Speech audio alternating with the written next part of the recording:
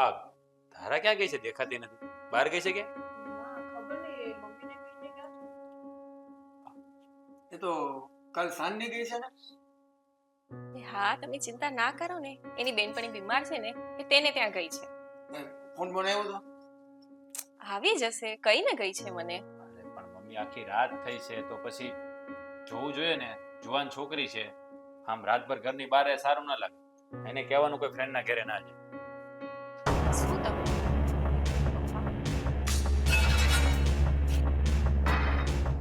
આ શું તારા ઘરમાં મંગળસૂત્ર? પપ્પા મેં આ રાહુલ સાથે લગ્ન કરી લીધા છે. કોણ છે આ ભિખારી જેવો છોકરો? પપ્પા આને સારી રીતે ઓળખું છું. તે આની સાથે લગ્ન કરી, હા, પટ્ટાવાળા સાથે. જો આ ભિખારી તને કઈ રીતે સાચવશે? શું ખવડાવશે? હે? શું વિચારી લગ્ન કર્યા તેની સાથે? ભાઈ હું એને પ્રેમ કરું છું અને એટલે જ મેં એની સાથે લગ્ન કર્યું. બેટા, પ્રેમથી પેટ ન ભરે. પેટ ભરવા માટે પૈસાની જરૂર પડે. આ ભિખારી શું તારું પેટ ભરવાનો હતો? શું જોઈને તે આની સાથે લગ્ન કર્યા?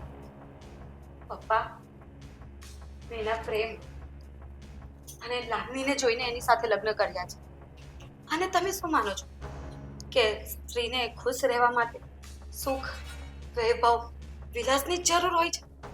ના પપ્પા ના. એ તો ફક્ત પ્રેમ અને લાગણીથી પણ જીવન જીવી લે છે. અને એ બધું મને રાહુલમાં દેખાય છે. બસ બસ, બંધ કર તારી આ ફિલોસોફીની વાતો. આ છે ને પ્રેમ અને લાગણી, એનાથી ઘર નથી ચાલતું કે નથી પેટ ભરાતું. હા છે ને, ઘર ચલાવવા માટે અને પેટનો ખાડો પૂરવા માટે રૂપિયા જોઈએ, ખાવાનું લેવા માટે. અને આ ભિખારી જેવો છોકરો તને શું ખવડાવશે? હે? હવે 10,000ની પટ્ટાવાળાની નોકરી કરે, હે તને આ સુખ અને વૈભવ આપી શકશે? આ ઘરમાં રાજરાણીની જેમ રહી છો, હે? તો આ ગરીબ ખાનામાં કેવી રીતે રહીશ? બેટા, તારો ભાઈ સાચું કે છે. તે તારા પગે કુવાડો માર્યો છે. હજી એ કહું છું, પાછી વળી જા. ના મમ્મી, હે હવે શક્ય નથી. મેં રાહુલના નામની ચુંદડી ઓઢી લીધી છે. એના નામનું સિંદૂર પૂરી લીધું છે. હવે હું જીવીશ ને તો પણ રાહુલ સાથે અને મરીશ તો પણ રાહુલ સાથે. ધારાબેન, આપણા ઘરની ઇજ્જતનો સવાલ હતો. જરીક તો વિચાર કરવો હતો તમારે આ પગલું પડતા પહેલા. એટલે તારે પાછું નથી વળવું, એમ જ ને? જો તારા તારે પાછું નથી જ વળવું તો હવે તું ચાલી જા આ ઘરમાંથી. તું તારા રસ્તે, અમે અમારા રસ્તે. આજથી તું મારી દીકરી નથી અને હું તારો બાપ નથી. જાઓ. પણ પપ્પા, બરાબર કીધું પપ્પાએ. જતી રહી અહીંયાથી, હા તારા ગરીબ ખાના. જા, ફરી વાર આ ઘરમાં પગ નહીં મૂકતી. અને સાંભળી લે, તારા ઘરે જઈને અમારા બધાના નામનું નાઈ નાખજે. આજથી તો અમારા માટે ને અમે તારા માટે મરી ગયા. જા, અલે હવે લઈને ઉભા થો. નીકળ.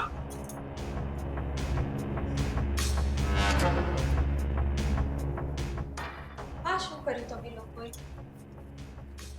હજી તમે પૂછો છો શું કર્યું? જે કર્યું ને એ બરાબર કર્યું.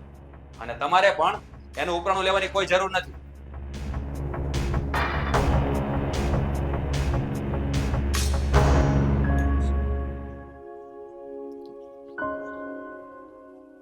તારા, આ છે મારું ગરીબ ખાનું, આ મારું ઘર.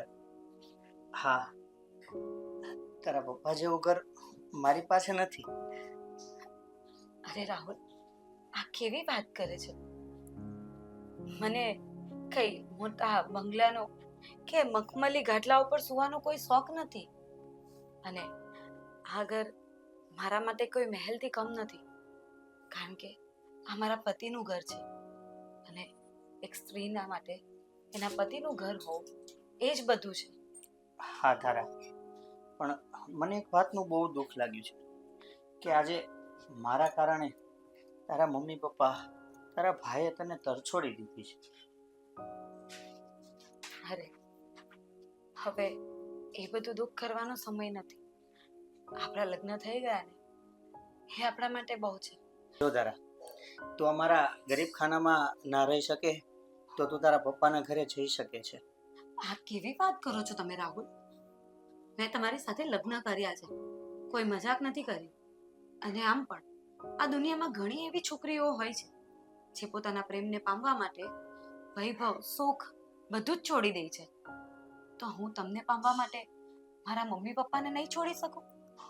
અને આજે જે પણ કાંઈ બન્યું ને એના માટે મને કોઈ અફસોસ નથી. હું તમને પ્રેમ કરું છું અને કરતી રહીશ. પણ તારા, તું મને પ્રેમ કરે છે, બધી વાત સાચી છે, પણ તારા મમ્મી પપ્પા હતા ને, એને તરછોડવું એ મને થોડું અજીકતું લાગે છે. તમે એ બધી ચિંતા નહીં કરો. મા બાપ છે, ક્યાં સુધી દીકરીથી નારાજ રહેશે? આજે નહીં ને તો કાલે એ માની જશે. અને નહીં માને તો પણ હું તમારી સાથે ખુશ છું અને ખુશ જ રહેવા માંગુ છું. અને તમારે પણ આવી રીતે મોઢું લટકાવવાની જરૂર નથી, બરાબર? ઓકે રાણી.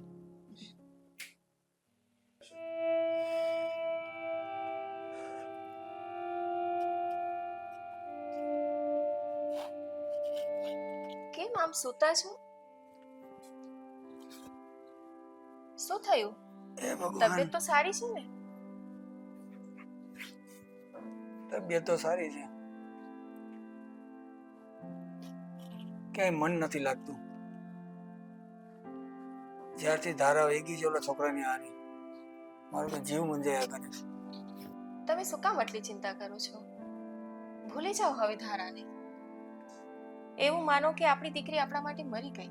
એ તો ઠીક છે, પણ દુઃખ એ વાતનું છે, આપણી દીકરીને આપણે કેટલી લાડકોડથી ઉછેરી હતી, એમ હથેળીમાં રાખી હતી, અને એવા ભિખારી છોકરા ભાગી ગઈ, એને આપણી ઇજ્જત સામે કાંઈ જોયું નહીં.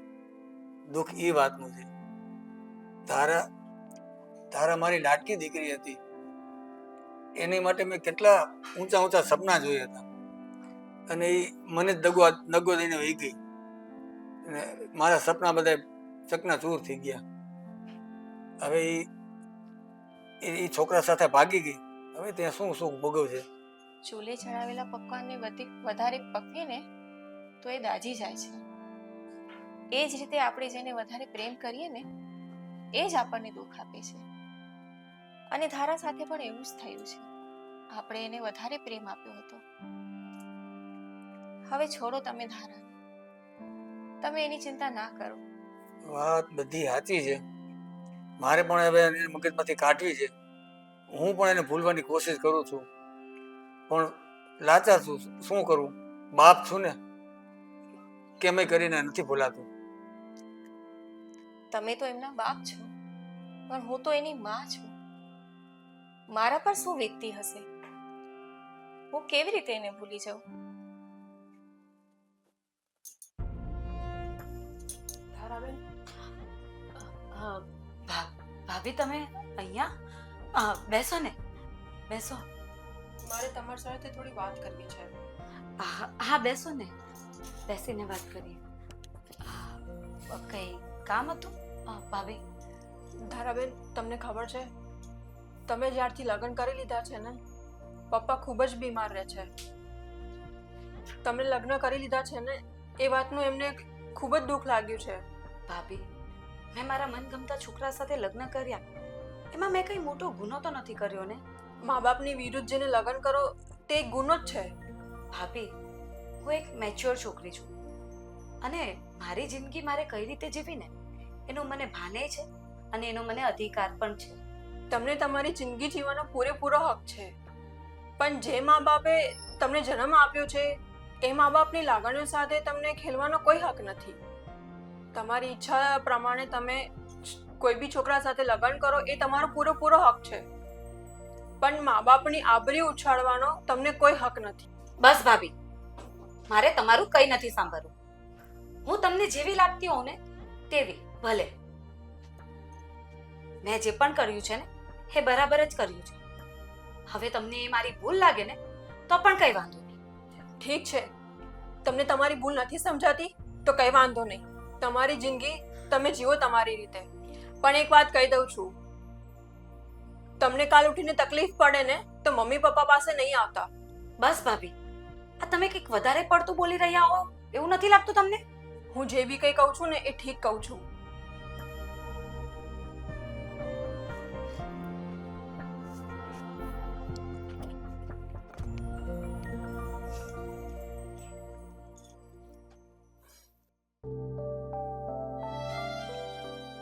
આકાશ બેટા, તારા પપ્પાને ગુજરે આજે 3 મહિના થયા. તો શું એ વાતની ખબર ધારાને નથી? ધારાને બધી જ ખબર છે. આ અઠવાડિયા પહેલા એમનો ફોન આવ્યો હતો અને મેં એ વાતની જાણ કરી દીધી હતી. શું ધારાને ખબર છે? તે છતાં એ મને ભેગી થવા નથી આવી. કેવી રીતે આવે? શું મોઢું લઈને આવે ભેગી થવા? હે, આમ જ એવું કર્યું છે એને તો.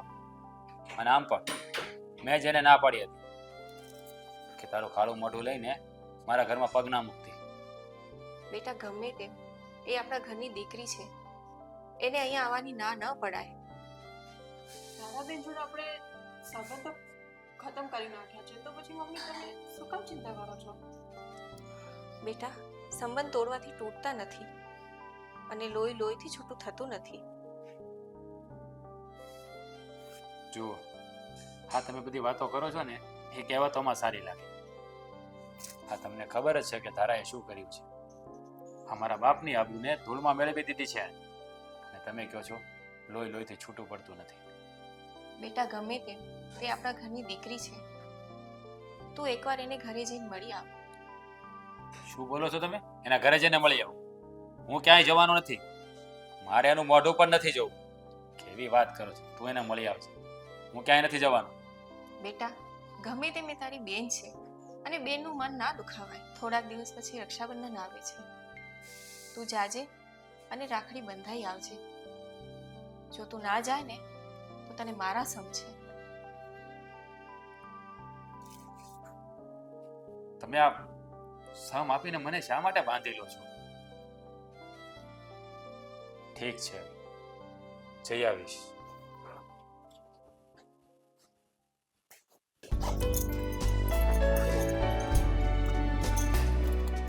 તારા, હા બોલો ને. આજે રક્ષાબંધન છે અને તું તારા ભાઈને રાખડી નહીં બાંધી શકે, એ પણ મારા કારણે. અરે તમે પણ શું વાતે વાતે પોતાને દોષ આપ્યા કરો છો? આપણે પ્રેમ કર્યો અને લગ્ન કર્યો, એમાં કઈ મોટો ગુનો નથી કર્યો. અને બીજું તમે મને કયું સુખ નથી આપ્યું? હા, આપણે કેવા ઘરમાં હતા અને સારા ઘરમાં રહેવા આવ્યા, બધું સુખ છે, સારું ઘર છે. એક સ્ત્રીને બીજું શું જોઈએ? એક પ્રેમ કરવા વાળો હસબન્ડ અને એક સારું મકાન, બસ એમાં જ એને પોતાની બધી દુનિયા મળી જાય છે. હા ભાઈ, તમે અને એ પણ મારા ઘરે. આજે તમે મારા ઘરે આવ્યા? મને તો વિશ્વાસ જ નથી થતો કે મારો ભાઈ આવ્યો છે. હા, પપ્પાના મૃત્યુ પછી તું આપણા ઘરે નથી આવીને એટલે મમ્મીને તારા ઉપર બહુ દાજ. પણ પછી કહેવાય ને કે માનવ હૃદય છે એ પીગળી ગયું. એટલે આ રક્ષાબંધનના દિવસે મને એને જ મોકલ્યો છે કે જા તું બહેન પાસે જઈને રાખડી બંધાયા. એટલે તમે મારી પાસે રાખડી બંધાવવા આવ્યા છો ભાઈ? મેં કીધું હતું ને, સમય બધું સાચવી લેશે. હા ભાઈ, તમે આવ્યા છો ને તો તમારે આજે જમીને જ જવાનું છે. અરે જો મારી વાત સાંભળ, મારી પાસે એટલો બધો સમય નથી. એમાં એવું છે ને કે તું મને ફટાફટ રાખડી બાંધી, કારણ કે મારે સાંજની ફ્લાઇટ છે. મારે ઓફિસના કામથી મુંબઈ જવાનું છે મીટિંગ માટે. ભલે ભાઈ, તમારે ગમે ત્યાં જવાનું હોય, આજે તમે પહેલી વાર મારા ઘરે આવ્યા છો અને જમ્યા વગર તો નહીં જ જવા દો. અરે જમવાની વાત નથી, આજે તો તમારે રોકાવું જ પડશે. અને પણ મારી વાત સાંભળ, મેં તને કહ્યું ને મારે ઓફિસના કામથી મુંબઈ જવાનું છે, જવું જરૂરી છે. એ તમારું કાયમનું હોય છે ભાઈ. પછી આવીશ ને પણ. ના, આજે પહેલી વાર આવ્યા છો અને રક્ષાબંધનમાં ખબર છે ને તમારે મને ગિફ્ટ આપવાનું હોય, હા, એટલે મારું ગિફ્ટ આ જ હશે હા. કે આજે તમે રોકાઈ જાઓ. કેમ નહીં? ઠીક છે હવે આ રાખડીના બદલામાં કંઈક તો આપવું જ પડશે ને. સારું, હવે તું જા ફટાફટ થાળી તો લઈ આવ, મુરત જતું રહેશે. જા. સારું, હું લઈ આવું છું.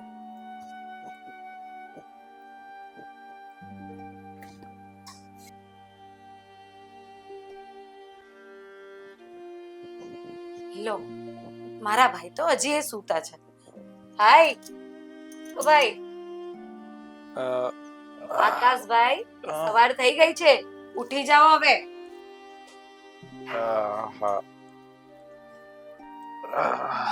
બહુ ઊંઘ આવીને ગઈ આજે? કઈ નહીં, તમે મોઢું હાથ પગ ધોઈ લો, હું તમારા માટે ચા નાસ્તો તૈયાર કરી દઉં.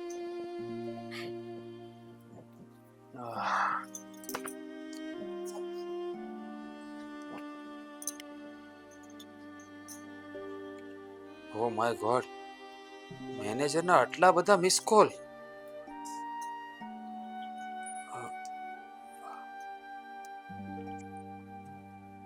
હેલો. હેલો હેલો સર, તમે હેમકેમ તો છો ને? ક્યાં છો તમે? અરે હા, હું તો એમ કેમ જ છું, મારી બેનના ઘરે છું, પણ તમે આવું શા માટે પૂછો છો? અરે સર, કાલે સાંજે તમે જે ફ્લાઇટમાં મુંબઈ જવાના હતા ને, એ પ્લેન ક્રેશ થઈ ગયું છે. શું વાત કરો છો?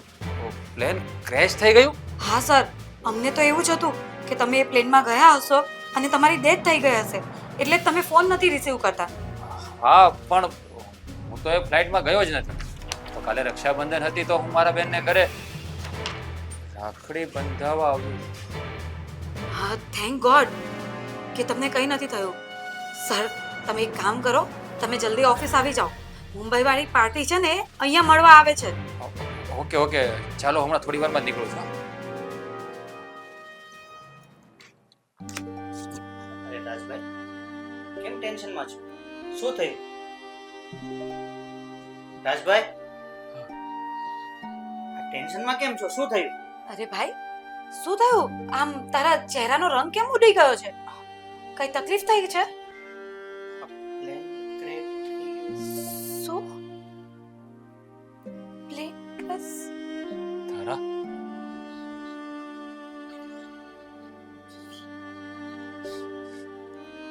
હા હા, તારી રાખડીએ તારા ભાઈનો જીવ બચાવી લીધો. આ જીવ બચાવી લીધો? આ બધું તમે શું બોલો છો ભાઈ? મને કઈ સમજાતું નથી. હું તો આ રાખડીને માત્ર ધાગો સમજતો હતો, પણ આજે મને સમજાયું કે આ રાખડી નહીં પણ ભાઈ માટેનું રક્ષા કવચ છે. એવું રક્ષાનું કવચ કે કદાચ મોત આવે ને તો મોતને પણ પાછું ઠેરવી દે. આજે જો હું રાત ના રોકાયો હોત ને તો તારો ભાઈ તારી સામે ઊભો જ ન હોત. ભાઈ આવું ના બોલો. આજે જે પ્લેનમાં હું મુંબઈ જવાનો હતો ને, એ પ્લેન ક્રેશ થઈ ગયું છે. શું વાત કરો છો? એ પ્લેન ક્રેશ થઈ ગયું?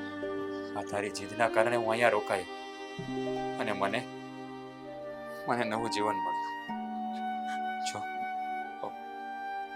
અમને બધાને માફ કરી દેજે. તે તારી મરજી વિરુદ્ધ લગ્ન કર્યા એટલે અમે તને બહુ હડધૂત કરી અને મેં તો ન કહેવાના વેણ કીધા. પણ આજે તે મને નવું જીવન આપ્યું છે, એટલે આ તારું ઋણ હું ક્યારેય નહીં ચૂકવી શકું. અરે ભાઈ, આ કેવી વાત કરો છો? આ રાખડી બાંધવી અને ભાઈની રક્ષાનો હંમેશ માટે ખ્યાલ રાખવો એ તો બેનની ફરજ છે. અને રક્ષાબંધન એમ જ તો નહીં કહેવાતી હોય ને. અને આટલા વર્ષોથી આપણા પૂજ્ય લોકો રક્ષાબંધન મનાવતા આવ્યા છે, તો એમ જ તો નહીં મનાવતા હોય ને. સાચી વાત છે. આજે સમજાઈ ગયું ભાઈ બહેનના પવિત્ર સંબંધનું મૂલ્ય શું છે. આજે મોતને પણ પાછળ ઠેલવી દીધું. હા, તારો ઉપકાર આ જીવન મારા પર રહેશે અને આજથી આ જીવન તારી દેન સમજશે. તારા જીવનમાં ક્યારે પણ તકલીફ નહીં પડવા દો. હા, હું તને વચન આપું છું. બસ મારો ભાઈ હેમ કેમ છે ને એ જ મારા માટે બહુ મોટી વાત છે.